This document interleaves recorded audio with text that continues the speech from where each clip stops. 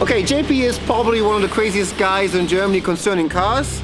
I used to drive races for a long time. I do a few TV shows. Have probably one of the biggest YouTube channels concerning cars. It's around 20 to 25 million views a month. The way I grew up in Germany was really not so good. I mean, money-wise, no. Then I had the very extreme, from the background I came from, to be able to work for Porsche. I did my first few years working for Porsche, learning to be a salesman. And I think I learned a lot about people, how few people see cars, how they behave with money, and all this together, it made a crazy guy like me. Gibt's ja nichts zu diskutieren. Ich sitze extrem gut hier. I'm never into making profit. It sounds crazy in this world. I think profit and all the success comes by itself. I'm just trying to give all the information, because if you don't bother the people, if you just tell them and don't tell them, well, this is good, you have to buy this, people accept you more and also believe you in what you like and what you don't like. I'm always trying hard. Everything that I do, no matter if it's racing or no matter what I did in my life, I always do it 100%. There's no question about it. People who know me, also in America, know when I do something, I do it 100%, because otherwise it makes no sense of doing it.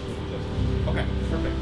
JP, this is Ian. Hi, nice to meet you. To come here to Airlift is for me very important, especially for the German audience. This is where I'm standing for. I don't read a document, tell the people, well, I read what you also can read, that this is working very well.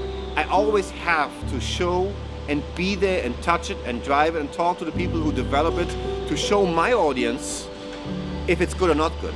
And I would tell them if I don't like something.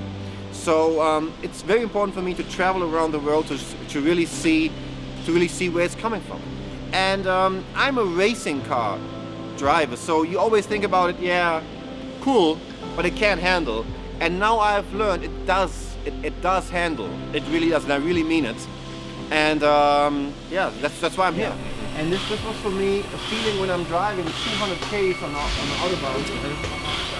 I felt I need to know. The biggest advice that I can give to the young people becoming a car guy is really don't try to live in your phone, don't try to live virtually, try to really touch things that you want to change, try to work with your hands, because if you buy something, get the box, open the box, put it in the car by yourself and drive it, gives you a total new world of experience and love for the car that you're driving. But I think what we all lose in the whole world is to really see tuning or modifying your car as something for yourself, as something that really gives you the love why you do it. Don't try to do it to impress other people, do it for yourself. Try to trust yourself and your style.